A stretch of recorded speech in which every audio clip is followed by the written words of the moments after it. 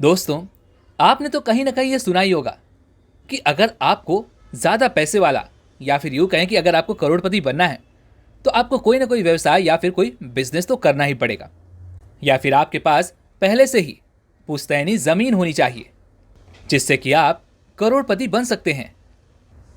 और साथ ही साथ आपने कभी न कभी ये भी ज़रूर सुना होगा कि आप जॉब करके कभी भी करोड़पति नहीं बन सकते। हाँ, अगर वो सुंदर पिचाई जैसी जॉब ना हो तो आज के इस वीडियो में मैं आपको यही बताने वाला हूं कि किस तरह से आप कम सैलरी में भी करोड़पति बन सकते हैं। रुकिए रुकिए, आपको लग रहा होगा कि मैं आपसे कोई झूठे वादे करने वाला हूं, तो ऐसा बिल्कुल नहीं है। इस वीडियो को अंत तक ज़रूर देखिए और आपको समझ में आ जाएगा कि आखिर मैं ऐसा क्यों कह रहा हूं। हाँ, मैं जानता हूं आप में से कई लोगों को ये बात हजम नहीं हो रही होगी, लेकिन आज की ये वीडियो इसी के ऊपर तो है। इसलिए तो मैंने ये टॉपिक चुना है ताकि मैं आपको ये समझा सकूं कि कैसे आप अपनी कम सैलरी में भी करोड़पति बन सकते हैं। लेकिन हाँ, यहाँ पर एक छोटी सी शर्त है। सैलरी होने का मतलब ये नहीं है कि आप बोलें यार मेरी सैलरी तो केवल 10,000 रुपये है, तो मैं भला अमीर कैसे बन सकता हूँ। तो मैं आपको बता दूँ कि आपको करोड़पति बनने के लिए एक सर्टेन लेवल ऑफ सैलरी का होना बहुत ज़रूरी है। अब आप सोच रहे होंगे कि वो सैलरी कितनी होगी, तो मैं आपको बता दूँ कि कम से कम 25 से 30,000 रुपये अगर आप इतना भी महीने में कमाते हैं तब भी आप इजीली करोड़पति बन सकते हैं। और अगर कम से कम कहूँ तो एटलीस्ट 20,000 रुपये के ऊपर ही आपकी सैलरी होनी चाहिए। लेकिन अगर आप में से कई लोग अभी इससे कम कमा रहे हैं तो सबसे पहले तो मैं आपको यही सलाह दूंगा कि आप कोई ऐसा रास्ता ढूंढें, कोई ऐसा काम ढूंढें जहाँ से आप एटलीस्ट 20,000 रुपये के ऊपर तक की सैलरी पा सकें, क्योंकि मैं आपको करोड़पति बनने का झूठा दिलासा नहीं देना चाहता। तो सबसे पहले आपको यह समझने की ज़रूरत है कि आखिर ये पावर ऑफ कंपाउंडिंग होता क्या है। और हाँ, मैं आपको एक और डिस्क्लेमर देना चाहता हूँ कि जिन भी प्रक्रिया या फिर जिन भी तरीकों के बारे में आज हम बात करने वाले हैं वो सब लॉन्ग टर्म बेसिस पर आधारित होंगी। अगर आप ऐसा सोच रहे हैं कि आप आज पैसे लगा करके अगले महीने तक अमीर हो जाएंगे या फिर 2 महीने, 4 महीने, 6 महीने में अमीर हो जाएंगे, तो ऐसा नहीं होने वाला। क्योंकि हम में से हर कोई फटाफट से अमीर बनना चाहता है, फटाफट से करोड़पति बनना चाहता है, और हर कोई यही सोचता है कि 1 महीने के अंदर अंदर मेरे पास करोड़ों रुपए आ जाएंगे और फिर मैं अपनी ज़िंदगी ऐश के साथ जीऊँगा। तो मैं आपको बता दूं कि इस मार्केट में आपको हज़ारों तरीके के लोग मिल जाएंगे जो आपको तरह तरह की टिप्स देंगे, जैसे कि यहाँ पर पैसे लगाओ, यहाँ पर इंट्राडे करो, या फिर आप ऑप्शन ट्रेडिंग कर सकते हो जिससे आप जल्दी से जल्दी अमीर बन सकते हो। लेकिन मैं आपको बता दूं कि पहले तो आपको इन चीज़ों से दूर ही रहना चाहिए, क्योंकि जिन चीज़ों के बारे में आपको पता ही नहीं कि ये सारी चीज़ें काम कैसे करती हैं, तो आपका पैसा डूबना तय है। क्योंकि ये सारी चीज़ें प्रोफेशनल्स के लिए हैं, हम जैसे लोगों के लिए नहीं। और जैसा कि मैंने कहा, अगर आप इन चीज़ों के अंदर बिना नॉलेज के घुसते हो तो आपका पैसा डूबना पूरी तरह से तय है। खैर, इन सब चीज़ों के बारे में किसी और वीडियो में बात करेंगे। फिलहाल के लिए हम बात करते हैं अपने मेन पॉइंट की। मान लीजिए कि आपकी सैलरी है 30,000 रुपये पर मंथ, और उसमें से आप अपने सारे खर्चे निकाल करके, अपने नीड्स, अपने डिज़ायर, अपने डेली एक्सपेंसेस को निकाल करके मंथ एंड में आपके पास केवल 5,000 रुपये बचते हैं। या फिर आप इसे यूँ भी कह सकते हैं कि मैं केवल 5,000 रुपये ही बचा सकता हूँ, क्योंकि बहुत से लोगों की फैमिली काफ़ी बड़ी होती है और ऐसे में उनके लिए 5,000 रुपये बचाना भी बहुत मुश्किल हो जाता है। लेकिन मैं यहाँ पर एक अजम्पशन लेकर चल रहा हूँ कि एटलीस्ट आप मंथ एंड तक 5,000 रुपये बचा लेते हैं। तो अब आपके मन में ये सवाल उठ रहा होगा कि आखिर ये 5,000 रुपये से हम क्या कर लेंगे। तो मैं आपको बता दूं कि अगर आप केवल मंथली 5,000 रुपये भी बचा लेते हैं तो आप इससे आगे चल के फ्यूचर में एक बहुत अच्छी वेल्थ क्रिएट कर सकते हैं। तो आप सोच रहे होंगे क्या केवल 5,000 रुपये से ही हो जाएगा? तो हाँ, ये बिल्कुल भी संभव है, लेकिन उससे पहले आपको ये वीडियो अंत तक देखना ज़रूरी है, क्योंकि अधूरी जानकारी हमेशा हानिकारक होती है। अब उन 5,000 रुपये में से 1,000 रुपये अलग निकाल कर रख लो। अब आपके मन में ये सवाल उठ रहा होगा कि पहले तो 5,000 रुपये बताए, अब उसमें से भी 1,000 रुपये निकाल दिए, आखिर इसका क्या मतलब? वो 1,000 रुपये क्यों निकालना है? दोस्तों, ये 1,000 रुपये आपके इंश्योरेंस के पैसे हैं, क्योंकि आपको अपना इंश्योरेंस करवाना ही चाहिए, फिर चाहे वो हेल्थ इंश्योरेंस हो या फिर लाइफ इंश्योरेंस। लेकिन आप लोगों में से बहुत लोगों की ये आइडियोलॉजी होगी, यार ये इंश्योरेंस वगैरह बेकार है, आखिर हम इसमें फिजूल में खर्चा क्यों करें? तो मैं आपको बता दूं कि ये आपकी आइडियोलॉजी नहीं होनी चाहिए, बल्कि आपकी आइडियोलॉजी ये होनी चाहिए कि इंश्योरेंस एक इन्वेस्टमेंट है। अगर आप इंश्योरेंस को एक इन्वेस्टमेंट समझकर चलोगे तो आप हमेशा एक नॉर्मल लोगों से एक कदम आगे रहोगे। आपके सर पर हमेशा एक प्रोटेक्शन जरूर होगा, जिसे आप एक अम्ब्रेला भी कह सकते हैं। फिर चाहे कितनी भी बारिश क्यों ना हो, आप सेफ रहेंगे। और जिन लोगों के सर पर अम्ब्रेला नहीं होता, वह डेफिनेटली बारिश में भीग ही जाते हैं और फिर बाद में पछताते हैं कि अगर मैंने पहले ही इंश्योरेंस ले लिया होता तो आज शायद मुझे इतनी तकलीफ ना उठानी पड़ती। इसलिए सबसे पहले आप इंश्योरेंस लेकर ही चलिए। इससे आपको फ्यूचर में कोई प्रॉब्लम नहीं उठानी पड़ेगी। क्योंकि मान लीजिए अगर किसी के पास लाइफ इंश्योरेंस है और अगर उस शख्स के साथ कुछ गलत हो जाता है, हालांकि भगवान ना करे ऐसा कभी किसी के साथ हो, पर ये लाइफ है और लाइफ का अगला सेकंड भी हम नहीं जानते कि क्या होने वाला, तो ऐसे में वो व्यक्ति अपनी फैमिली के लिए पीछे सपोर्ट में कुछ पैसे तो ज़रूर छोड़कर जाएगा। बस मैं आपको यही समझाना चाहता था कि इंश्योरेंस एक नेसेसिटी है और ये आपके पास होना बहुत ज़रूरी है। इंश्योरेंस एक इन्वेस्टमेंट है। ये आइडियोलॉजी आपको अपनानी बहुत ज़रूरी है और आपको अपना इंश्योरेंस भी करवाना ज़रूरी है। जितनी कम उम्र में आप अपना इंश्योरेंस करवा लेंगे, ये आपको उतना ही सस्ता पड़ेगा और आपको उतनी ही कम प्रीमियम भी देनी पड़ेगी। खैर, मुझे जितना कहना था मैंने तो कह लिया, आगे आपकी मर्जी। वैसे भी लाइफ आपकी है तो रिस्क भी आप ही का होगा, पर मैं तो बस इतना ही सजेस्ट करूंगा कि आपको इंश्योरेंस ज़रूर लेना चाहिए। चलिए मान लीजिए कि आप मेरी बातों से कन्विंस हो गए और आप में से अधिकांश लोगों ने इंश्योरेंस ले भी लिया। तो अब दूसरा स्टेप क्या है? तो दूसरा स्टेप है इमरजेंसी फंड। क्योंकि आपको एक इमरजेंसी फंड तो चाहिए ही चाहिए और आपकी सैलरी के हिसाब से ये कम से कम 20 से 30 हज़ार रुपये का होना चाहिए। अगर आपको पैसों की ज़रूरत पड़ जाए, अगर आपके सामने कोई इमरजेंसी आ जाए, तो आपको एटलीस्ट किसी के सामने हाथ ना फैलाने पड़े। इसका मतलब कि इमरजेंसी में आप इन पैसों का इस्तेमाल कर सकते हैं, इसीलिए हम इसे इमरजेंसी फंड कहते हैं। लेकिन अब मान लेते हैं कि आपके पास इनमें से कुछ भी नहीं है, लेकिन आपके पास वो 4,000 रुपये हैं जो हमने आपकी सैलरी में से बचाए थे। लेकिन अभी आप उन पैसों से इन्वेस्टमेंट करना शुरू मत कर दीजिएगा। पहले आप 7-8 महीनों तक इन 4-4 हज़ार रुपयों को जोड़कर अपना इमरजेंसी फंड तैयार कीजिए, जब तक कि वह 30 से 40 हज़ार रुपये ना हो जाए। और जब आपका इमरजेंसी फंड तैयार हो जाए, जब आप उन पैसों को इकट्ठा कर लें, तब आप इन्वेस्टमेंट शुरू कर सकते हैं, क्योंकि तब आपके पास एक बैकअप प्लान होगा। क्या आप मेरी बात समझ पा रहे हैं या नहीं? क्योंकि ये बहुत रिलेवेंट चीज़ है और ये सारी बातें मैं यूं ही हवा में नहीं कह रहा। ये सारी चीज़ें बहुत ज़रूरी हैं। अगर आप अमीर बनना चाहते हैं तो हो सकता है कि इस दौरान आपके किसी परिवार के सदस्य को कोई तकलीफ हो जाए और ऐसी स्थिति में आपको अपनी सारी सेविंग्स उठाकर उसके ऊपर लगानी पड़ जाए, तो ऐसे में आप बहुत बड़ी प्रॉब्लम में आ सकते हैं। इसलिए इन सारी चीज़ों को देखते हुए हमें आगे बढ़ते रहना है। अब आपके मन में ये सवाल उठ रहा होगा कि आखिर हम ये इमरजेंसी फंड रखें कहाँ? तो इसके ऊपर आपको कोई भी रिस्क लेने की कोई ज़रूरत नहीं। आप इसे सिंपली अपने बैंक अकाउंट में रख सकते हैं, क्योंकि यह इमरजेंसी फंड है और हम इमरजेंसी के लिए इसे इकट्ठा कर रहे हैं। और मान लीजिए कि अगर आपको किसी महीने में कुछ ज़्यादा पैसे मिल पाते हैं या फिर आप कुछ ज़्यादा पैसे बचत कर पाते हैं, तो आप उन पैसों को उस इमरजेंसी फंड में जोड़ सकते हैं।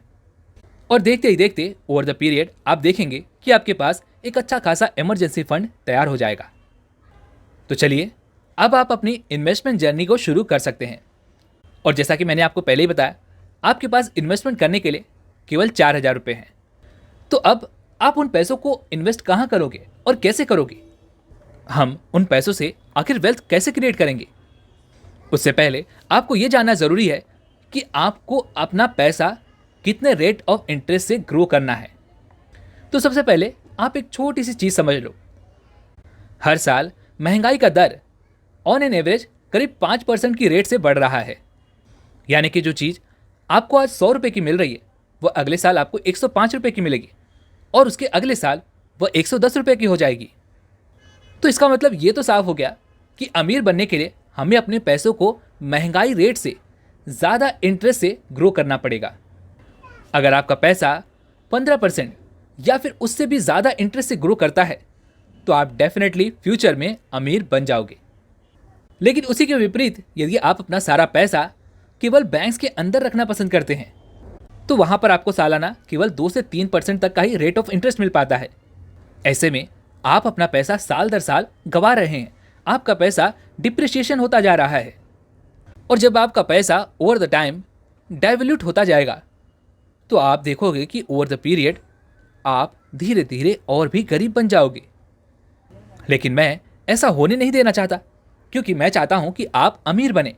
इसलिए तो हमने इतनी मेहनत करके ये वीडियो बनाई है। और इसीलिए मैं आप लोगों से विनती करता हूं कि आप इस चैनल को ज़रूर से ज़रूर सब्सक्राइब कर लीजिएगा और बेल आइकन को भी ज़रूर प्रेस कर लीजिएगा। और इसीलिए हम आपको यहाँ पर कंपाउंडिंग की पावर समझाने वाले हैं। तो अब आपको चाहिए एक ऐसा एसेट क्लास जो आपको करीब 15% तक का रिटर्न निकाल कर दे, और वो एसेट क्लास है स्टॉक मार्केट। हाँ, अब स्टॉक मार्केट का नाम सुनकर बहुत सारे लोग घबरा जाएंगे। अरे यार, ये तो सट्टा बाजार है, इसमें भला हम अपने पैसे क्यों लगाए, यहाँ तो पैसे डूब जाते हैं। नहीं नहीं, ये तो जुआ है, मैं इसमें पैसे नहीं लगाने वाला।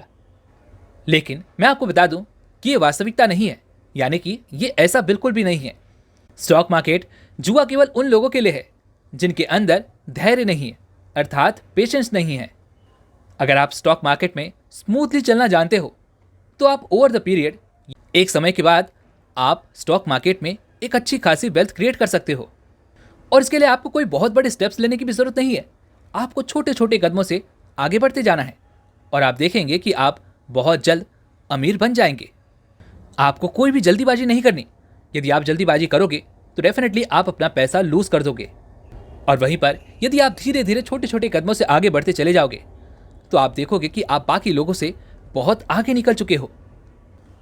अब आप में से कई लोगों के मन में यह सवाल उठ रहा होगा कि स्टॉक मार्केट में तो 1500 से ज्यादा कंपनियां लिस्ट हैं, ऐसे में हम वह कंपनी कैसे ढूंढेंगे जो हमें 15% से ज्यादा का रिटर्न निकाल कर देगी।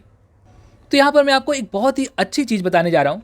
अगर आपको यहां पर स्टॉक मार्केट में कुछ भी नहीं आता, आप बिल्कुल भी बिगिनर है, तो आप इंडेक्स फंड से शुरू कर सकते हैं, जैसे कि Nifty 50, next 50 Sensex. Stock market में इतने सारे इंडेक्स फंड हैं कि आप उन पर ट्रस्ट कर सकते हैं। तो अब सवाल यहां पर यह है कि आखिर हम ट्रस्ट क्यों करें। तो अगर आप यहां पर इंडिया की जीडीपी या फिर यूं कहें कि इंडिया की इकोनॉमी को देखेंगे तो लगातार हमारी इंडिया ग्रो कर रही है। और अगर आपको 1% भी ये लगता है कि इंडिया की इकोनॉमी आगे चलकर बढ़ेगी तो आप इंडेक्स फंड में इन्वेस्ट कर सकते हैं, क्योंकि अगर इंडिया की इकोनॉमी बढ़ेगी तो इंडिया की जो टॉप 30 कंपनीज हैं या फिर यूं कहें कि जो टॉप 50 कंपनीज हैं वो भी ग्रो करेंगी, वो भी आगे बढ़ेंगी और यहां पर आपका पैसा भी बढ़ेगा। जिसका मतलब साफ है कि अगर आपका पैसा बढ़ेगा तो आपका रिटर्न भी बढ़ेगा, इसलिए आप यहां पर पैसा इन्वेस्ट कर सकते हैं।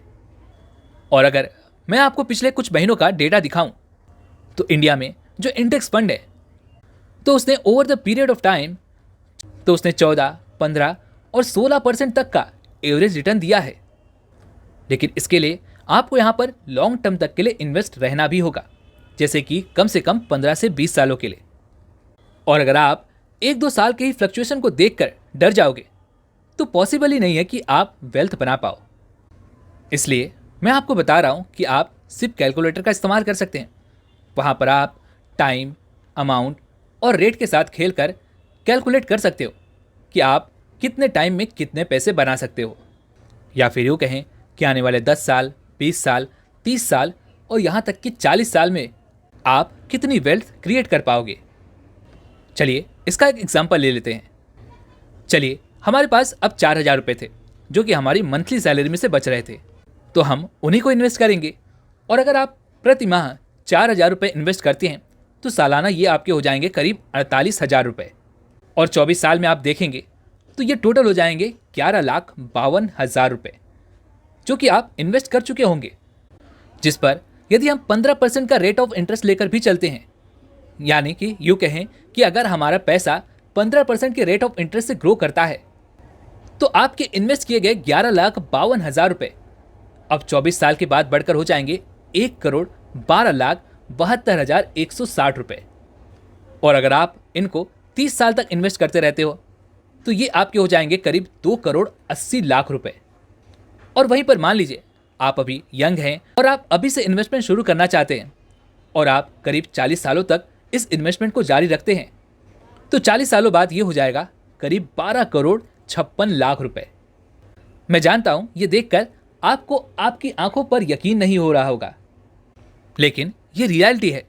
और ऐसा केवल मैं नहीं दिखा रहा, आप खुद भी अपने ब्राउजर में जा करके सिर्फ कैलकुलेटर सर्च कर सकते हैं और वहां पर जाकर आप मैनुअली ये सारी चीजें चेक कर सकते हैं।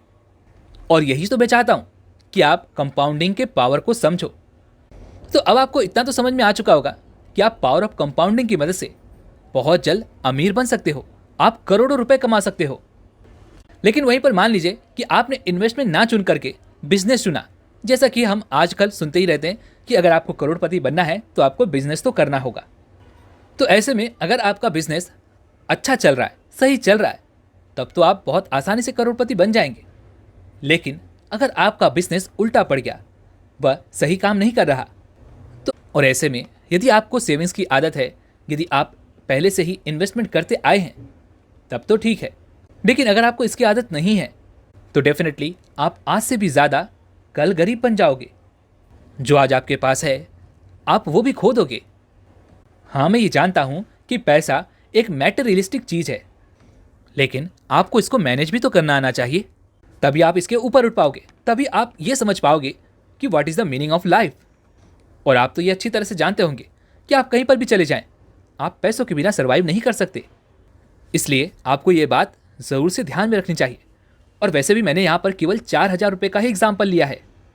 आप चाहें तो आप अपना अमाउंट बढ़ा भी सकते हैं और आप अपना टाइम पीरियड भी बढ़ा सकते हैं। और जैसा कि मैंने केवल 15% का रेट ऑफ इंटरेस्ट लिया है, हो सकता है कि निफ्टी 50 या फिर इंडेक्स फंड आगे चल करके हमें 16, 17 या फिर और भी ज़्यादा का रिटर्न दे सकते हैं। या फिर यह भी हो सकता है कि वो हमें केवल 12 से 13% का ही रेट ऑफ इंटरेस्ट दे। लेकिन अगर वह 12% का रेट ऑफ इंटरेस्ट भी आपको निकाल कर देता है, तब भी आप डेफिनेटली करोड़पति बन जाएंगे। आपके पैसे ग्रो करेंगे। और अब फैसला आपके हाथों में है।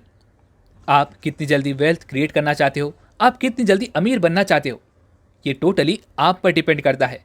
ये टोटली आपके इन्वेस्टमेंट पर डिपेंड करता है। तो आप क्या करना चाहोगे? वैसे मुझे उम्मीद है कि आपको ये वीडियो अच्छी तरह से समझ में आ चुकी होगी। और ऐसी ही और वैल्यूएबल वीडियो के लिए आप हमारे चैनल को सब्सक्राइब और घंटी बटन को भी ज़रूर दबा दीजिएगा, ताकि जब भी हम कोई नई वीडियो अपलोड करें तो उसकी नोटिफिकेशन आप तक पहुंच जाए। चलिए मिलते हैं अगली वीडियो में, तब तक के लिए अपना ख्याल रखें। धन्यवाद।